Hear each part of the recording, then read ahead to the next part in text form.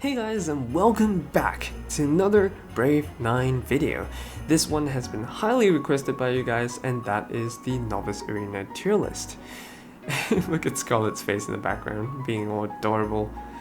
But yeah, Novice Arena has always had a special place in my heart, and I really do feel like Novice Arena is my forte with regards to Brave 9, so I'm very excited to be sharing whatever knowledge I have with you guys, and I sincerely hope that this can help you guys out. First things first, I want to talk about several differences between Arena and Novice Arena that perhaps a lot of people don't really see. So the first point is that Novice Arena tiers are extremely flexible, a lot more so than in the Arena. And what this means is that you're gonna see a lot of mercenaries in the same tier when it comes to Novice Arena. For example, I have 7 warriors in the top tier for Novice Arena, whereas in my Arena tier list guide video, I had just 1 in the broken tier and 3 more in the great tier. Even if you combine the two, that's still only 4 warriors in the top tier, whereas in Novice Arena I have 7 in the top tier, and that's pretty common across the classes. You don't really have any dominating mercenaries that are always there in almost every single team. There's just no such thing in Novice Arena. You do have really popular mercenaries, but there's nothing that's really that broken, and so that allows for a lot of swapping between mercenaries based on your current meta. And what this means, for example, is that between Horan and mercenaries, who are really similar mercenaries with the same role essentially, their role is to get a taunt and reflect damage back to the attacker. But the way you would use them, because of their minute differences, is pretty much entirely different. For example, I would give a lot of buffs to Horan, I would give mercenaries no buffs. I would have to take into consideration that Mercedes' taunt only lasts for 5 turns, Horan's taunt lasts longer, and you're really always going to want to swap these mercenaries based on your current meta, because in Challenger, at least from my experience, teams change every few hours, people are always swapping here and there, and in order to counter that and continue a successful formation, I have to keep on changing my mercenaries. I imagine if you're climbing in Grandmaster or climbing towards Grandmaster, you probably don't need to do that all that often. Maybe you might want to switch your formation twice or thrice throughout the season, but you definitely want to do that. In Challenger, I came up with a team that gave me 30 wins and 0 losses. That team is just a little too awesome and managed to beat every single formation out there that I was playing against. And yet the exact same team a few hours later gave me 2 losses right off the bat. And that's an issue of people changing their formations, and that's a signal for me to change my formation as well. So it really is super important. It's more apparent in Challenger, but it is a skill that I would definitely encourage you guys to practice. Now the second point is mercenary counters and weaknesses are situational. Now of course there are traditional ones, such as Mercedes being able to reflect damage and kill off Maria with her reflect, but there are certain misconceptions, I wouldn't say misconceptions actually, there's certain scenarios where things can be different. For example, my Riddell with double buffs can sometimes kill off Iris, it sometimes doesn't, it depends on what runes they have, and when I look at the runes, it's really a minute difference but plays a really significant role. Leaving Iris alive on the board as compared to killing her off is monumental when it comes to gameplay, and it just changes the game entirely. So there are a lot of these types of situations. Another example would be Horan. Horan should be able to kill off Maria, but she does require some buffs in order to do that.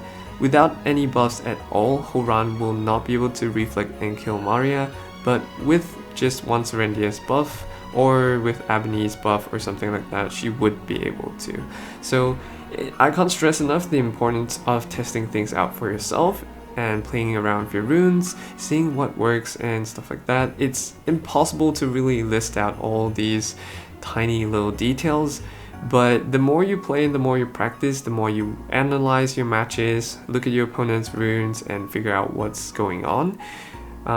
With experience, you should be able to get better at judging these things. Now, the third point that I want to talk about is quite an obvious difference, and that is weekly prohibited mercenaries. So in Novice Arena, 4 mercenaries are going to be banned every single week, and it rotates every single week. In Arena, you don't have such a scenario, so you don't have to find a replacement for Lucius if Lucius gets banned that week or things like that. Whereas in Novice Arena, if Iris were to be banned for 1 week, I imagine a lot of formations would immediately crumble and collapse and just absolutely be destroyed, because you can't just swap out Iris with like Carlson or something and expect it to work. That's just not how it works. There's a lot of synergy between mercenaries and how the team is formed, so if you have one mercenary that's missing, usually you'd have to adjust your team quite a bit in order to adapt to it, or just come up with an entirely different formation. So formations do have to be changed quite frequently based on what's available. If you don't, then you're just going to drop like crazy. So like, you have to change your formation. Don't leave it there. Don't find an easy crappy replacement. That's just not gonna work. And in order to help you to do that as well, that brings me to the second part of this point, which is to +9 all your 3 stars and 4-star mercenaries. So just keep a copy of every single unique 3-star and 4-star, and whenever you get duplicates, just skill them up and eventually try to get a +9. For me personally, ever since I started the game, I have not fed duplicates to rank up stars unless I've already maxed out +9 that particular copy. And this is really helpful because in Novice Arena, say if you really like to use Horan, you've built Horan 6-star maxed Awaken, everything like that, but you haven't really invested in a replacement like Mercedes. If you have a Mercedes +0 sitting in your inventory and then one day Horan gets banned, you can't use Horan anymore and you realize you have to use Mercedes, and that's when you're gonna be like, shit, +0 Mercedes, I'm gonna have to buy some 3-star skill bugs, or at least I'm gonna have to spend 9 3-star skill bugs, otherwise I have to do some draws, pray for Mercedes, use defender scrolls, whatever. It's just a big hassle, and it's even worse when it comes to 4 stars if you happen to need to use a 4-star all of a sudden, because you can't just, 4-star skill bugs are more expensive than 3-star skill bugs, and getting duplicates of 4-star mercenaries just isn't reliable at all through summons. So I would definitely highly recommend that you do that. +9 all of the mercenaries that you have, just +9 one copy, that's gonna be enough. Okay, so that's about it for this part, and I'm just gonna leave this here as usual for credibility reasons, just so you know if it's gonna be applicable to you. Although for Novice Arena, I'm quite confident that it's gonna be applicable to everyone because I am in Challenger. But yeah. Alright, so enough of that bullshit, let's get to the good shit. Now, before I say anything else though, I have to mention first of all that even if a mercenary does not appear in this tier list, it is by no means bad at all, because mercenaries all serve their own function, and if one day the meta changes, a new mercenary comes out and things like that, they can just jump right into awesome tier. You never know. I'm fully expecting things like that to happen because it has happened time and time again. Kettlebell Geezer is a great example of this. Literally no one was using Kettlebell Geezer because why the hell would they? It's an April Fool's mercenary, blah blah blah. But to be honest, I feel like he's so niche, but with the right setup he can actually achieve some pretty awesome results. And even though no one was using Kettlebell Geezer, nobody gave it a thought, I used Kettlebell Geezer and climbed all the way to rank 2. And then all of a sudden, teams started copying my formations. Yes, I am looking at you, Zima, you naughty little boy. But yeah, so that's an example of how mercenaries can just jump into different tiers, and even within the tiers themselves as well. Mercenaries in the good tier can just go to awesome tier with the right setup. Same for mercenaries in great. They can jump around, really. It's just I have to have some form of categorizing them, and that is why I have these 3 tiers. But honestly, I feel like all 3 of them are pretty much equally useful.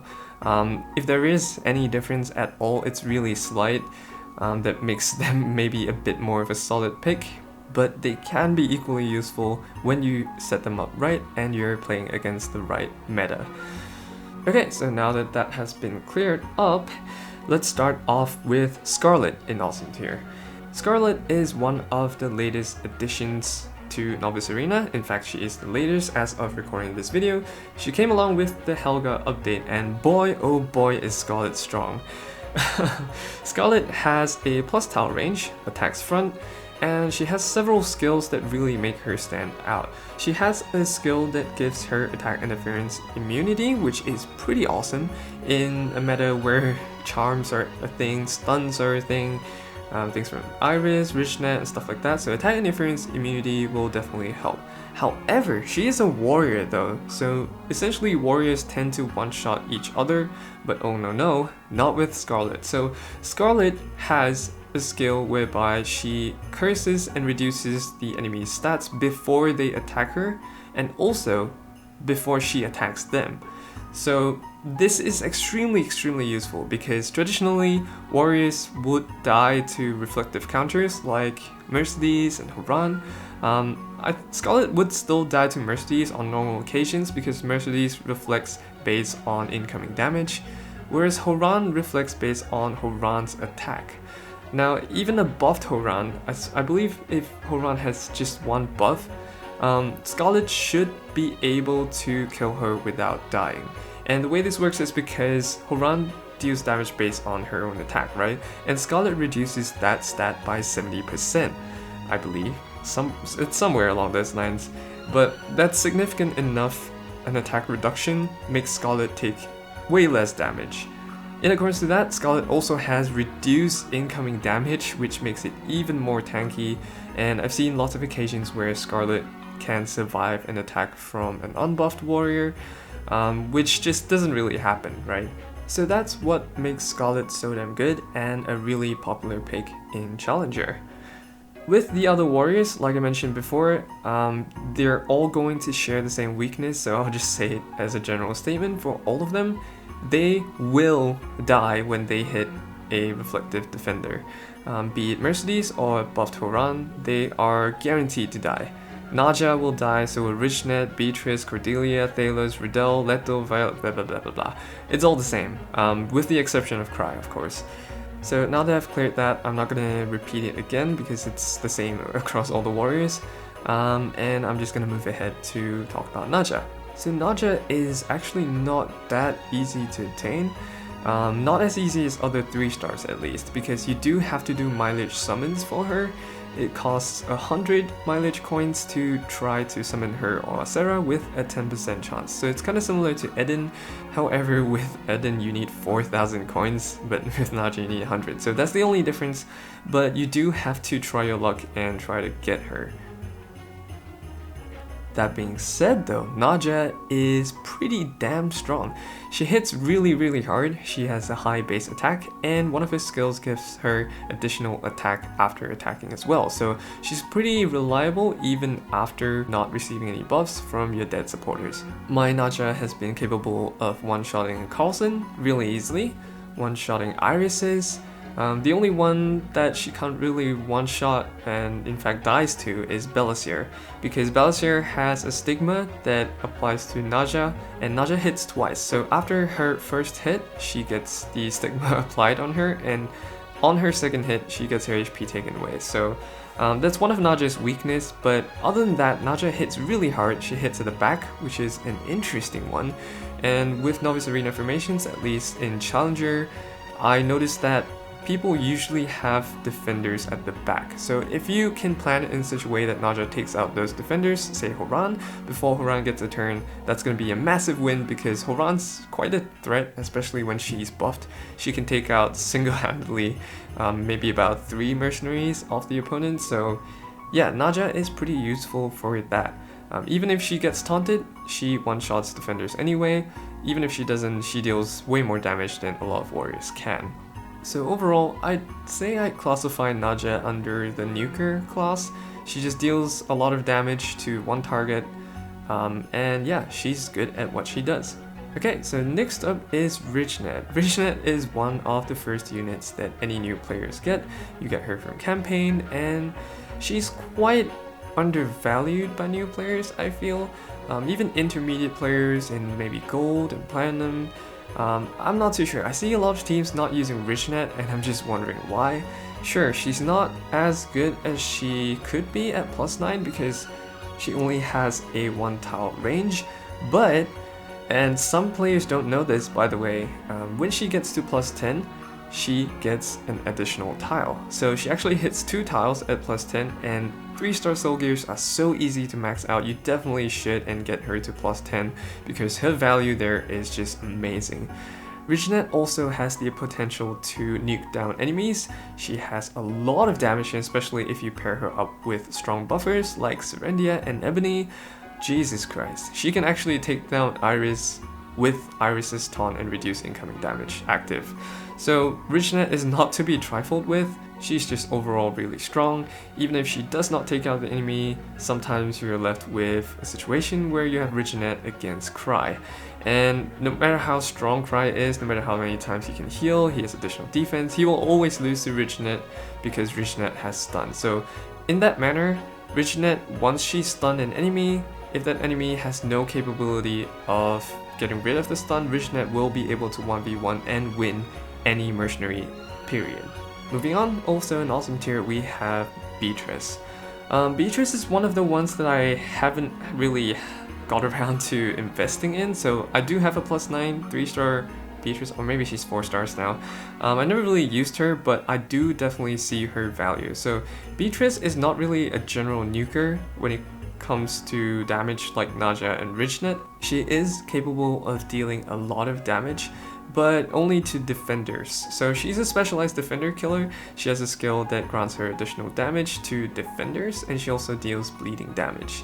She's generally pretty good. She should still be able to one-shot any warrior easily, especially when she has a buff, but she sometimes struggles with units like Serendia, supporters with high defense who aren't defenders, I guess. She might struggle with Jaden, I'm imagining.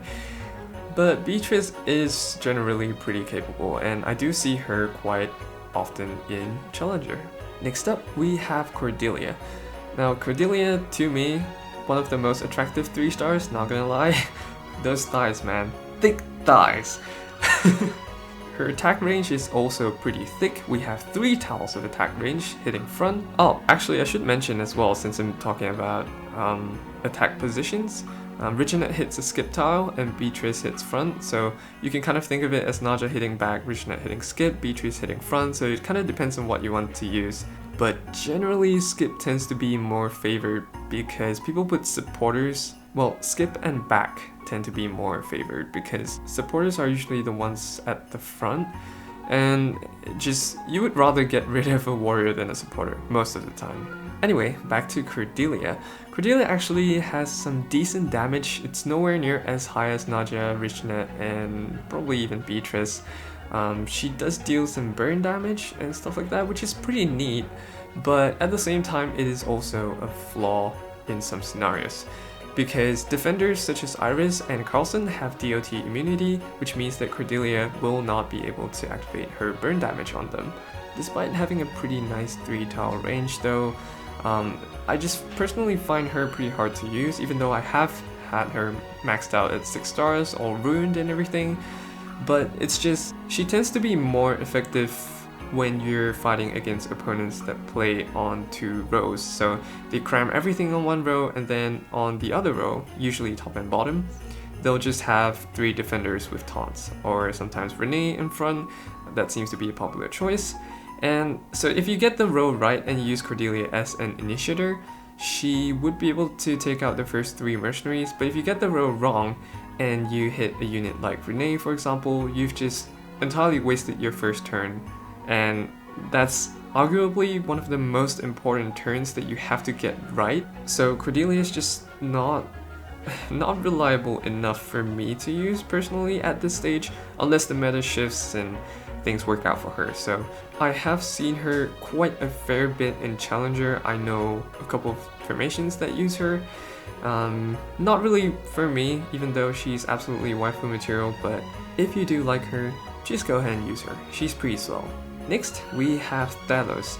Thalos is another sort of specialized type, just like Beatrice, but he deals additional damage not to defenders, but mercenaries with reflective counters. So Thalos is actually quite an important mercenary.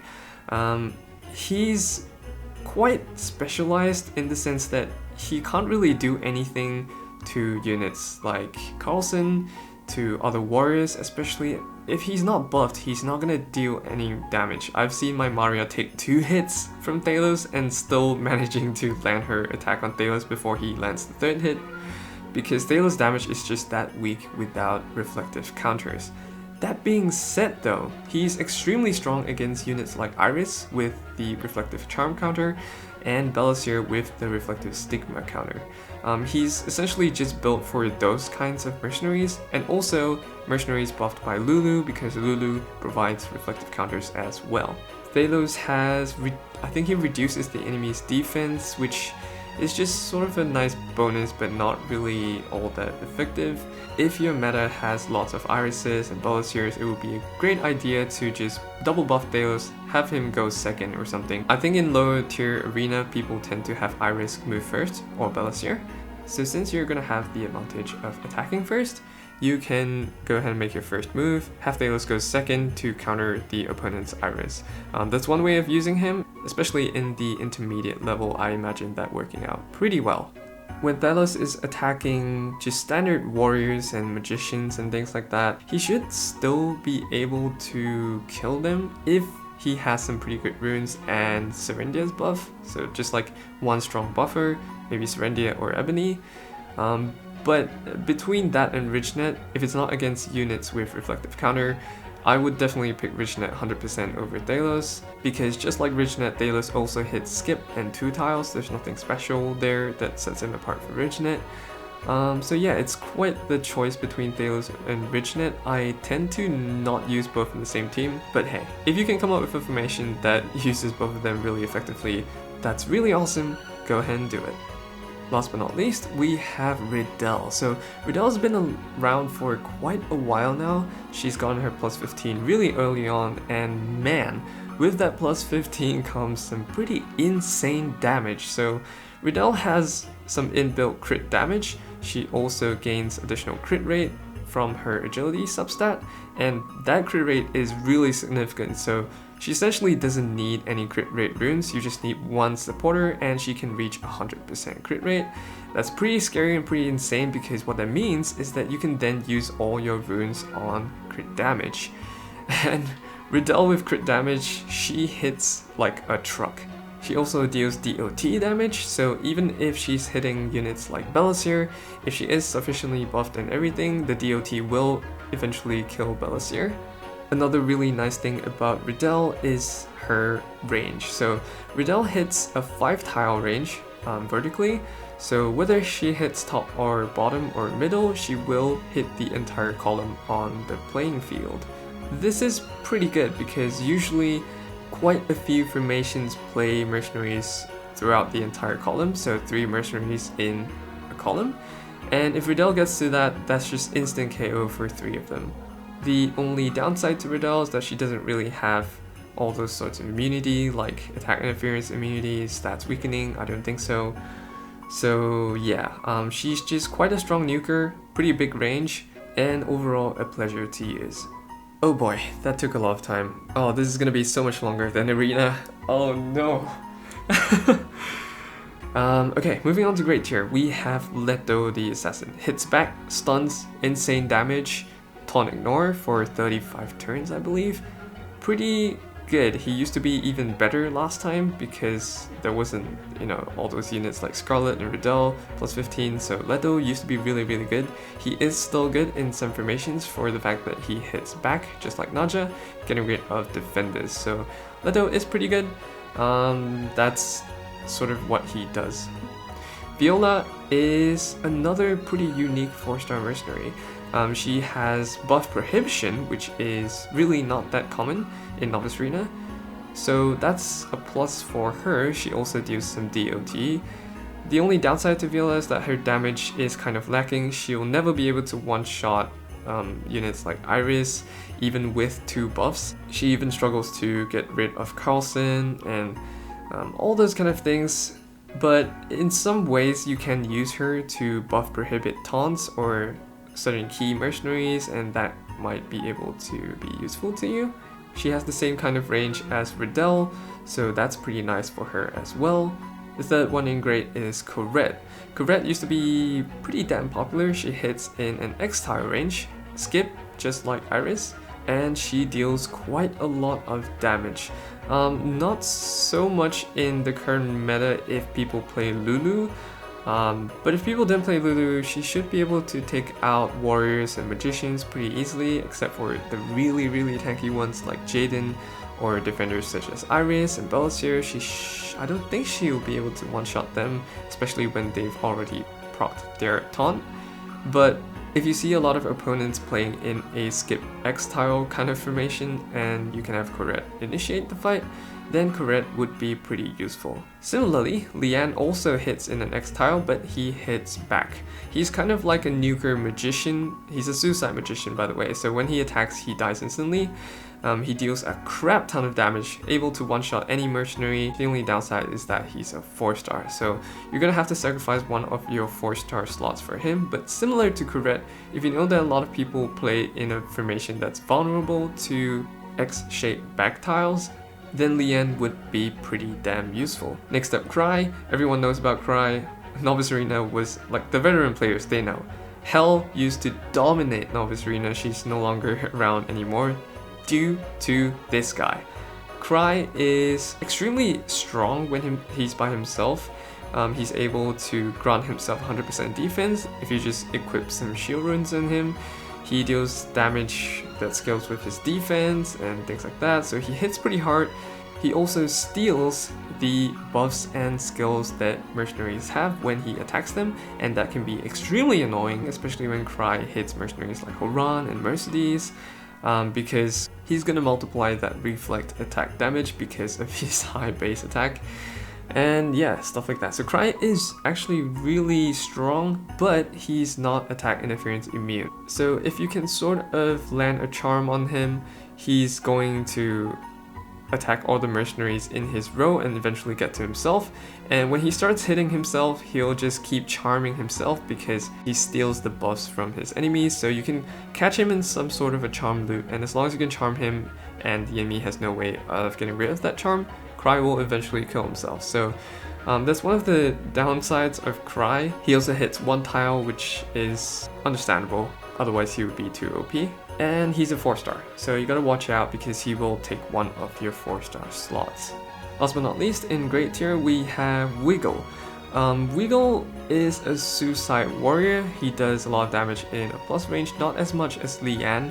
I don't really see Wiggle killing my Carlson, especially when Carlson has been buffed and he has his taunt and reduce incoming damage. But Wiggle is sometimes good as an initiator, depending on what kind of formation you're fighting against. Front in the plus tile, Wiggle should be able to take out magicians and warriors, just maybe not the tanky defenders like Iris, Belasier, and Carlson. Next up, in the good tier. Honestly, this is just me being biased because because I use Catapult Geezer. No one else uses him, really. But it's an illustration that, you know, some units are really niche. Like, I've seen Lydia being used. No one else uses Lydia, but sometimes I see Lydia in I4's formation. I4 is the reigning champion of Novice Arena for the past few seasons. Massive respect to him. He's never copied any formations before, not that I know of, unlike some people. So yeah, he's just there to set an example, really.